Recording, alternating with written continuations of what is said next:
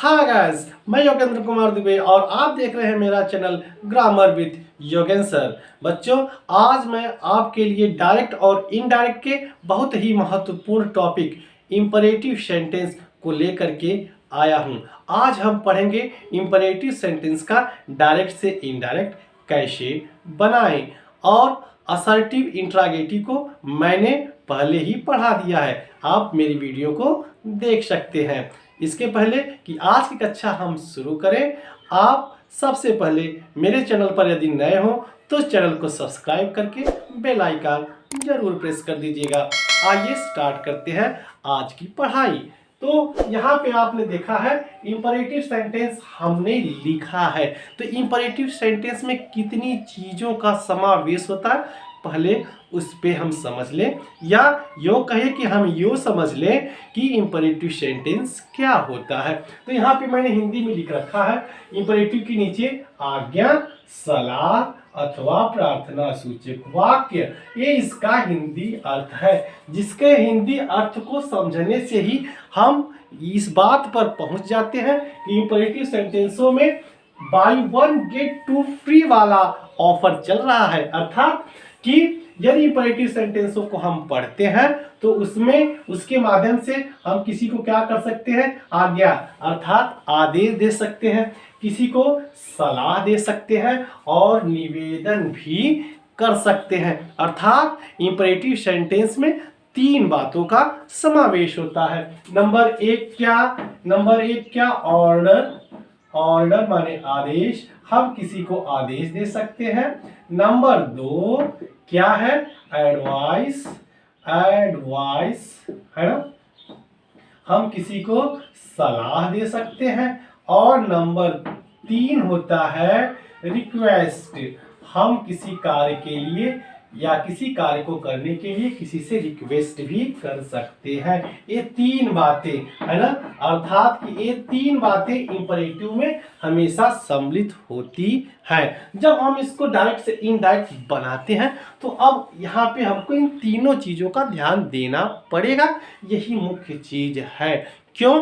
क्योंकि अभी तक जो हमने असर्टिव पढ़ा था उसमें रिपोर्टिंग वर्ब सेड टू को केवल टोल्ड में बदलते आए थे। अगर हमने इंट्रागेटिव पढ़ा तो उसमें रिपोर्टिंग वर्ब सेड टू को आस्क्ड में बदल देते थे, काम चल जाता था। लेकिन यदि हम इंपरेटिव सेंटेंस को डायरेक्ट से इनडायरेक्ट में बनाने की विधि को सीखते हैं, या यो कहिए उसकी हम कला को सीखते हैं, तो हमें इन तीनों चीज़ों का ध्यान देना पड़ता है। क्यों? क्योंकि रिपोर्टेड स्पीच में इन तीनों में से कोई एक आ सकता है। तो अगर इन तीनों में से कोई एक आता है तो जाहिर सी बात है रिपोर्टिंग वर्ब हमारा इसी के अनुसार बदल जाएगा। अर्थात इसमें जो रिपोर्टिंग वर्ब सेड टू होता है, कौन जी, सेड टू, इस सेड टू को भावानुसार परिवर्तित करते हैं। आप कहेंगे सर ये भावानुसार क्या है, अभी हम एक्सप्लेन कर देते हैं। सर भावानुसार क्या है?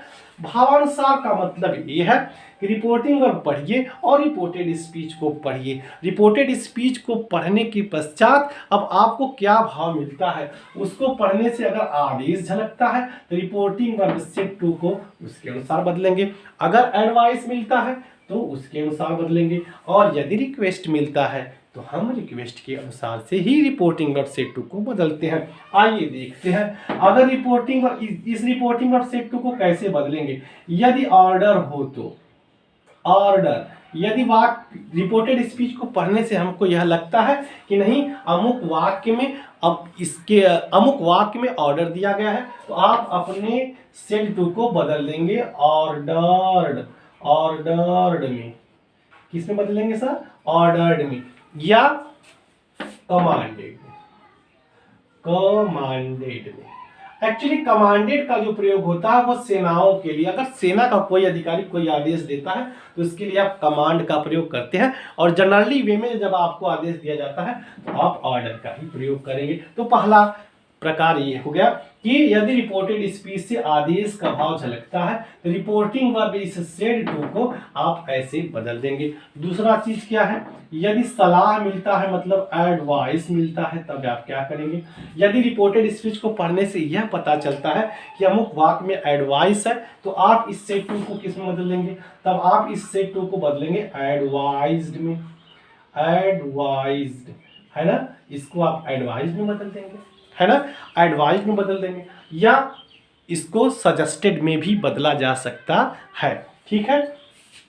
तीसरा कंडीशन क्या है, तीसरा कंडीशन मिल रहा है रिक्वेस्ट का। यदि रिपोर्टेड स्पीच को पढ़ने से हमें यह ज्ञात होता है कि नहीं, इस रिपोर्टेड स्पीच को पढ़ने के बाद हम इस नतीजे में पढ़ते हैं कि इसमें रिक्वेस्ट है, इसमें निवेदन किया गया है, उस हिसाब से अगर आप रिपोर्टिंग वर्ब सेट को चेंज करेंगे रिक्वेस्ट के लिए, तो रिक्वेस्ट के लिए आप यहाँ पे चेंज कर देंगे रिक्वेस्टेड। क्या चेंज करेंगे, रिक्वेस्टेड में, है ना। इस प्रकार से बेग्ड में भी करते हैं, बेग्ड में भी आप कर सकते हो, है ना, बेग्ड में। तो आप रिपोर्टिंग वर्ब सेट टू को रिक्वेस्टेड में या बेग्ड में इस प्रकार से परिवर्तित कर देते हैं। तो इसका सारे का परिणाम क्या हुआ कि हम रिपोर्टिंग वर्ब सेट टू को रिपोर्टेड स्पीच के भावानुसार ही परिवर्तित करेंगे, इसीलिए यह इंपरेटिव सेंटेंस थोड़ा सा टेक्निकल बन जाता है। अब उसके बाद क्या करेंगे, चलिए रिपोर्टिंग वर्ब को तो हमने सीख लिया कि सर चलिए हम कर लेंगे, रिपोर्टेड स्पीच को पढ़ेंगे, जो भाव मिलेगा उस हिसाब से रिपोर्टिंग वर्ब सेट टू को हम चेंज कर लेंगे। उसके बाद हम क्या करेंगे, उसके बाद आपको क्या करना है, देखिए कॉमा और इन्वर्टेड कॉमा को हटा के आपको लगा देना है टू। क्या लगा देना है, टू। चूंकि इंपरेटिव सेंटेंस पहले भी बताया जा चुका है, चूंकि इंपरेटिव सेंटेंस हमेशा क्रिया से शुरू होता है, इसलिए जब टू लगाएंगे तो जो क्रिया आएगी वह बन जाएगी इन्फिनिटिव। इन्फिनिटिव, इसलिए उसको बदलने का कोई प्रक्रिया ही नहीं है। अर्थात रिपोर्टिंग वर्ब सेट टू को चेंज कर देंगे, किसमें, इस तीनों के हिसाब से। कॉमा इन्वर्टेड कॉमा को हटा के आप लगा देंगे टू, और टू लगाते ही आपकी जो वर्ब है वो इन्फिनिटिव बन जाएगी। अब रही बात प्रोनाउंस की, तो प्रोनाउंस को जैसे आप असर्टिव में बदलते थे वैसे ही बदलेंगे। अब बात रह गई नज़दीकी सूचक शब्दों को दूरी में बदलने की, तो उनको भी आप जैसे असर्टिव में बदलते थे वैसे ही बदलेंगे। आइए अपने कन्फ्यूजन को दूर करने के लिए हम कुछ एग्जाम्पल्स को देख लेते हैं और अपने कन्फ्यूजन को दूर करते हैं। चलिए पहला एग्जाम्पल मैंने यहाँ पे लिया है। The teacher said to me, अध्यापक ने मुझसे कहा, sit in your class and learn your lesson, कक्षा में बैठो और अपना पाठ याद करो। अब आप बताइए, अध्यापक अगर आपसे कहेगा, अध्यापक किसी स्टूडेंट से कहेगा तो भाव निकालिए। भाव क्या आएगा, बिल्कुल सही कहा है आपने, अध्यापक किसी छात्र को आदेश ही देगा। तो यहाँ पे भाव हमका रिपोर्टेड स्पीच को पढ़ने से हमें पता चला कि इसमें भाव क्या है, आदेश का। तो इससे टू को हम चेंज कर देंगे किसमें, ऑर्डर्ड में। कैसे, द टीचर से टू को चेंज कर लीजिए, क्या हो जाएगा, ऑर्डर्ड मी। इस कॉमा और इन्वर्टेड कॉमा को आप दीजिए हटा और क्या लगा देंगे सर, टू लगा दीजिए। और ये जो सिट क्रिया है यहाँ पे रखेंगे तो ये टू सिट क्या हो जाएगा, बैठना। ये बन गया इन्फिनिटिव। अब सिट का सेट करने की आवश्यकता नहीं है, टू सिट इन। प्रोनाउंस आ गया योर, तो प्रोनाउंस का परिवर्तन हम पहले की ही भांति करते थे। योर कौन सा पर्सन है, सेकंड पर्सन, तो सेकंड पर्सन कहां से बदलता है, ऑब्जेक्ट से, अर्थात मी से। अब इसका केस देख लीजिए, योर है पॉजेसिव केस में तो जाहिर सी बात है मी जाएगा यहां जरूर, लेकिन पॉजेसिव केस में, तो पॉजेसिव केस में मी का माई क्लास एंड लर्न, फिर योर आया है तो सेम वही चीजें है, फिर हो जाएगा माई लेसन। इस प्रकार से मैंने इसको कर दिया। प्रोनाउंस में अगर आपको दिक्कत हो तो आप जाइए मेरे वीडियो पर, है ना, असर्टिव में मैंने प्रोनाउंस चेंज को अच्छी प्रकार से पढ़ाया है, वहां पे जाकर के उस वीडियो को देख करके अपने कंफ्यूजन को दूर कर लीजिएगा। मास्टर सेड टू सर्वेंट, यहाँ पे देखेंगे मालिक ने नौकर से कहा, bring me a glass of water, मेरे लिए एक ग्लास पानी लाओ। अब आप बताइए, मास्टर अगर नौकर से कहता है तो भाव क्या मिलने वाला है, सीधी सी बात है, बिल्कुल सही कहा, भाव मिलेगा ऑर्डर का। तो हम इस सेड टू को चेंज कर देंगे किसमें, ऑर्डर्ड में चेंज कर दिया। मास्टर ऑर्डर्ड किसको जी?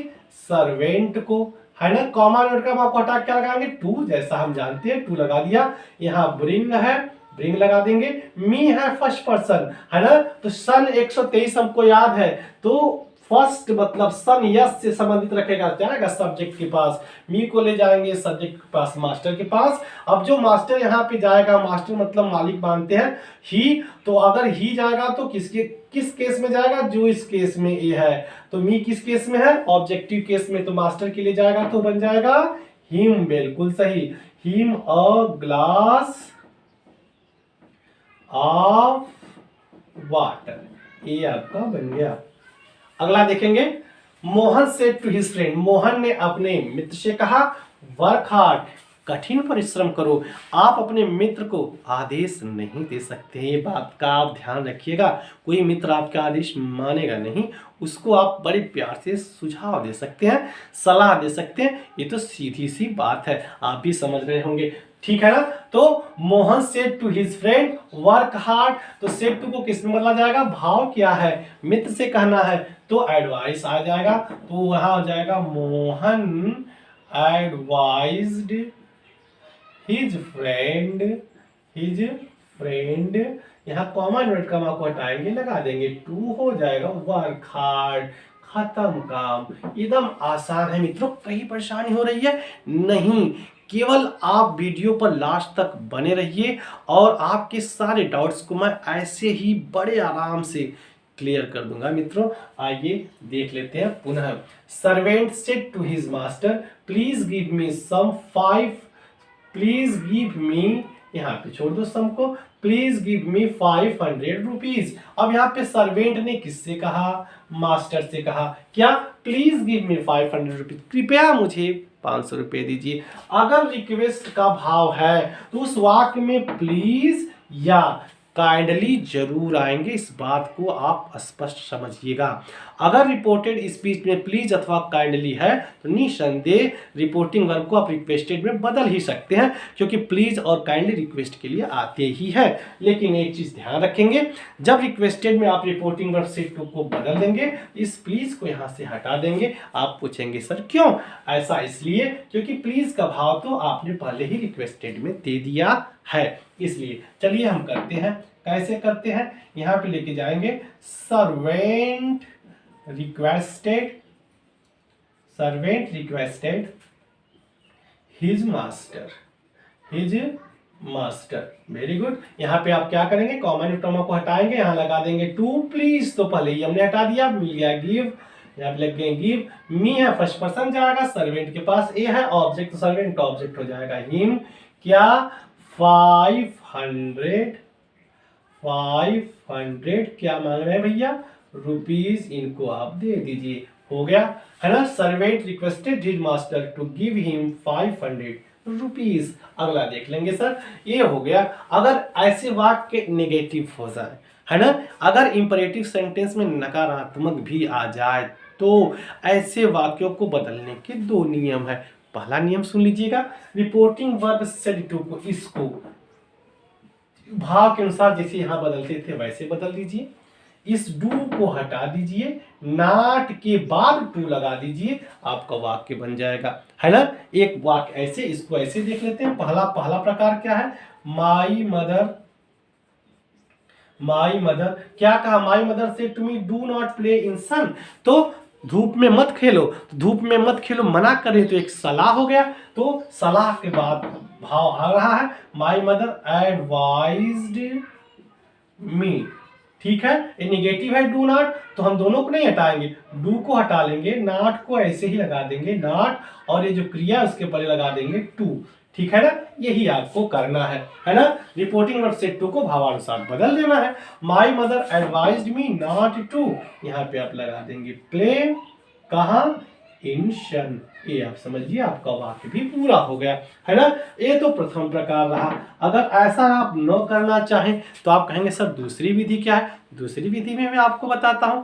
यदि रिपोर्टेड स्पीच में डू नॉट हो इंपरेटिव सेंटेंस के रिपोर्टेड स्पीच में यदि डू नॉट हो तो आप रिपोर्टिंग वर्ब सेड टू को बदल सकते हैं फॉरबेड में। किस में बदलेंगे, फिर से सुन लीजिएगा, फॉरबेड में। फॉरबेड का अर्थ ही होता है मना करना, और जब फॉरवर्ड में बदलेंगे तो इस रिपोर्टेड स्पीच से डू नॉट दोनों को आप हटा देंगे, बचा क्या, क्रिया इक्वल टू लगा के बना देंगे। तो दोनों भी विधि, इसको हम आर लिख देते हैं। अब चलते हैं माई मदर, दूसरी विधि के हिसाब से सेड टू को बदल देंगे फॉरवर्ड में, बदल दिया हमने फॉरवर्ड मी। अब डू नॉट पूरा हट गया, उसके पहले लगा देंगे टू, इस क्रिया के पहले, यहाँ फिर लगा देंगे प्ले इन शन। तो दोनों विधि मैंने आपको दिखा दिया है। अब बच्चों दोनों विधि में से जो विधि आपको उचित लगेगा उसको आप फॉलो कर लीजिएगा, उसको आप एडॉप्ट कर लीजिएगा। इसमें एक चीज़ और आता है, नोट्स के तहत लिखवाया जाता है बच्चों को। वो नोट्स क्या होता है देखेंगे आप। उस नोट्स में यह बताया जाता है, क्या बताया जाता है, यहाँ पे ऊपर मैं भी करके दिखा रहा हूँ। यदि रिपोर्टेड स्पीच में नेवर आ जाए, ऐसे वाक्यों में यदि रिपोर्टेड स्पीच में नेवर आ जाए तो वहाँ आपका जो फॉरवर्ड वाला ऑप्शन है वो खत्म हो जाता है। ऐसे वाक्य में यदि नेवर आ जाता है तो आप रिपोर्टिंग वर्ब को भावानुसार ही बदलेंगे, अक्सर एडवाइज में ही बदलते हैं, और ये जो फॉरवर्ड वाला ऑप्शन है वो खत्म हो जाएगा। जैसे कैसे यहाँ पे आप कर सकते हैं, एक एग्जांपल मैं आपको समझा रहा हूँ। My father said to me, मेरे पिताजी ने मुझसे कहा, क्या कहा, नेवर अब्यूज एनीवन। मेरे पिताजी ने मुझसे कह दिया नेवर अब्यूज एनीवन। तो आप देखेंगे कि यहाँ पे आ गया नेवर आ गया, तो फॉरवर्ड वाला ऑप्शन आपका खत्म हो गया। ये आप फॉरवर्ड लगा सकते हो उन वाक्यों में जो डू नॉट से ही शुरू होते हैं। अगर नेवर आ गया तो आप रिपोर्टिंग वर्ब सेड टू को बदल देंगे एडवाइज्ड में। कैसे, यहाँ देख लेते हैं। माई फादर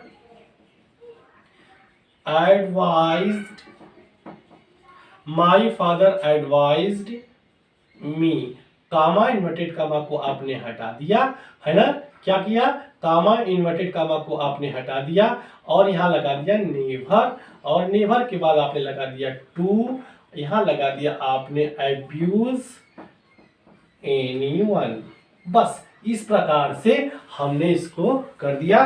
तो मित्रों बड़े आसानी से हमने आज इंपरेटिव सेंटेंस को कैसे बदलते हैं बड़े आराम से हमने सीखा है। उम्मीद करता हूं कि आज की वीडियो आपको पसंद आई होगी। यदि वीडियो आपको पसंद आई हो तो चैनल को सब्सक्राइब करके ज़्यादा से ज़्यादा अपने मित्रों में शेयर करिएगा ताकि वो भी इस गुण को सीख पाए। अगली वीडियो में मैं आपको इंपरेटिव सेंटेंस के टॉपिक में ही लेट का प्रयोग बताऊंगा मित्रों। तब तक के लिए नमस्कार।